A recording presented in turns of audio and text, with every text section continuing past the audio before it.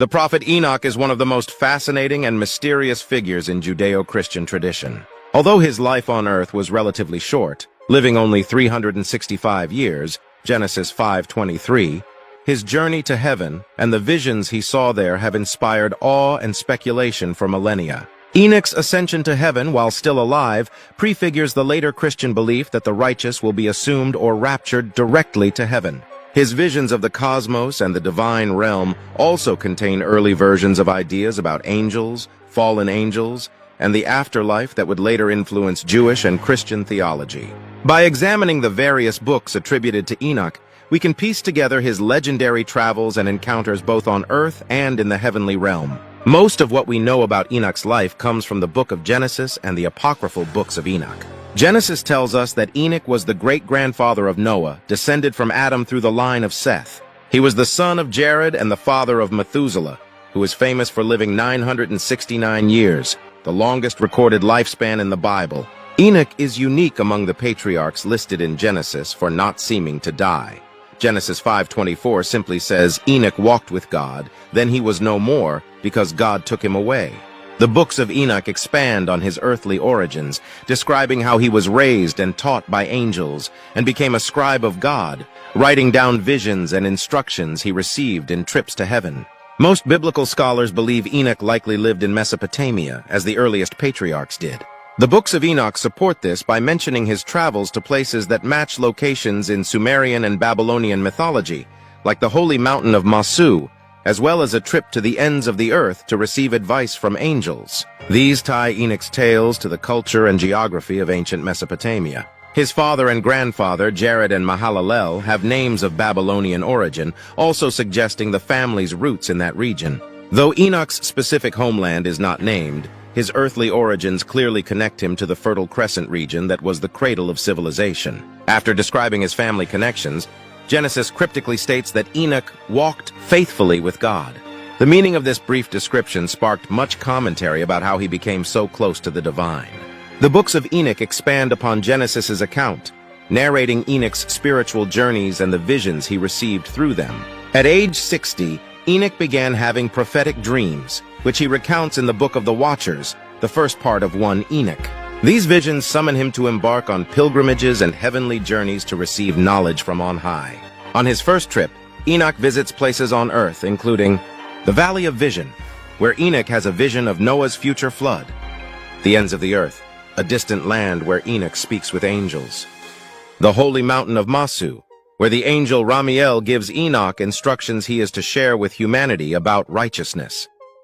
After these earthbound trips, the angel Uriel then accompanies Enoch on 2 journeys through the cosmos and into heaven. On the first trip, Enoch passes through the heavens where winds, clouds, and angels dwell.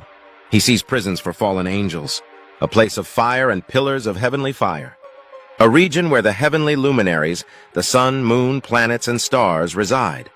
On the second journey, Enoch travels to the highest heaven guided by Gabriel. He eventually reaches the Crystal Sea, where the throne of God resides. There he bows down and has visions of secrets about the destiny of the world. These celestial journeys demonstrate that Enoch gained access to knowledge and realms barred to other humans. His detailed descriptions of places beyond Earth expanded concepts of the cosmos and heaven for ancient peoples. They also reinforced his role as a divinely inspired messenger who could share wisdom and warnings from on high. Some of Enoch's most famous revelations come from his interactions with fallen angels during his travels. The books of Enoch describe classes of angels, including seraphim, cherubim, and the Watchers. This is one of the earliest references to classes of angels in ancient texts. The Watchers were angels sent to Earth to watch over humans, but they corrupted themselves by marrying human women and teaching forbidden arts. Enoch recounts how the archangels condemned the Watchers' sins in his Book of the Watchers.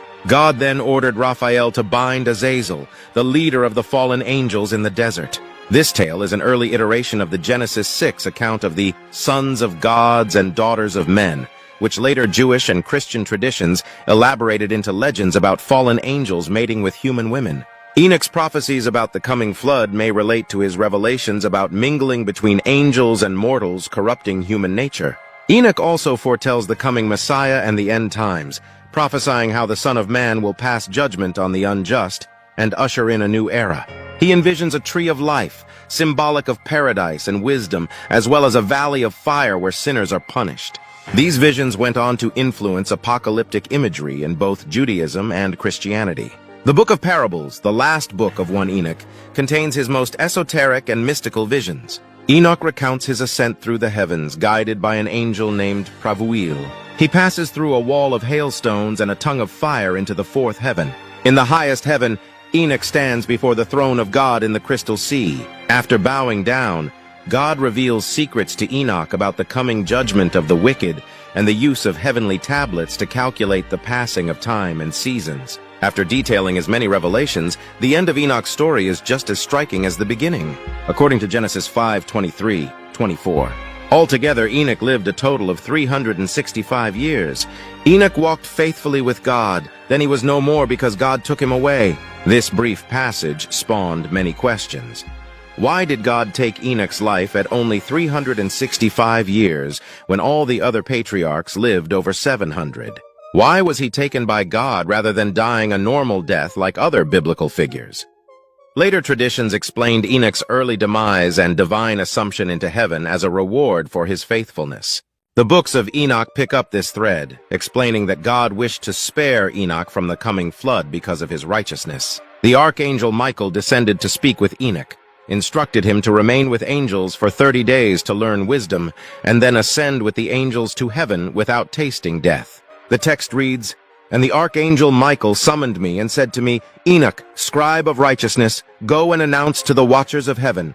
And I went, and in accordance with his command, I summoned them all and said to them, and the Lord called me with his own mouth, and he said, 'Listen, sons of the heavens, the words I speak to you are righteous and true.'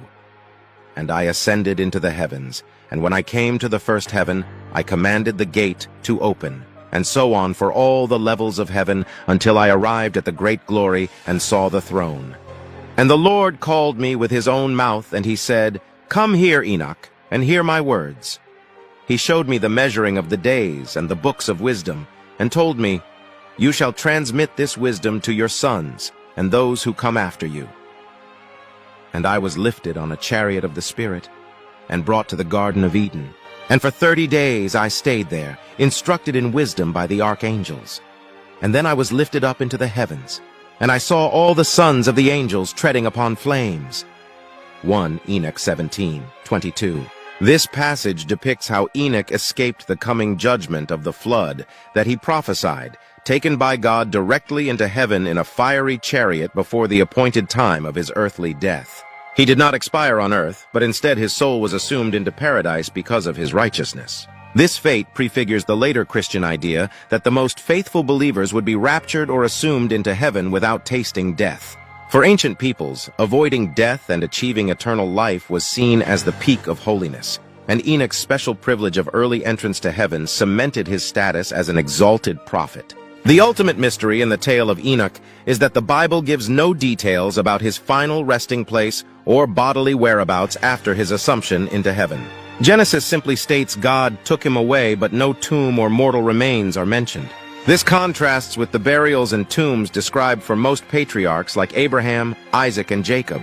Later, Jewish and Christian traditions expanded on the mysteries around Enoch's assumption into heaven without death.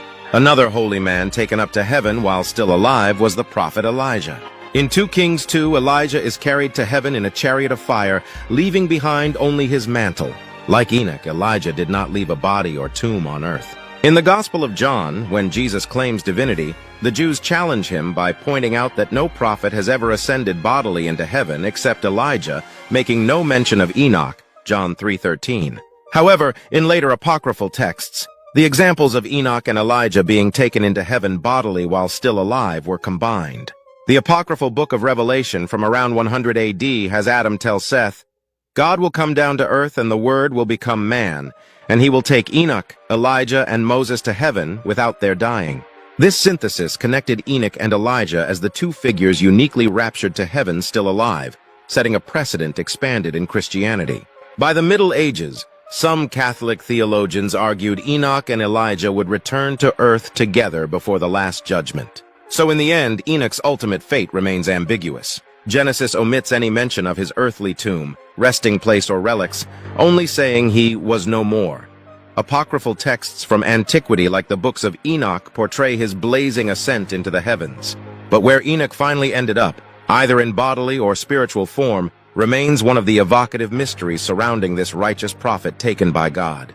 The traces of his earthly pilgrimages have vanished over the millennia since antiquity, but his highly symbolic journeys to receive divine wisdom still resonate in religious traditions today.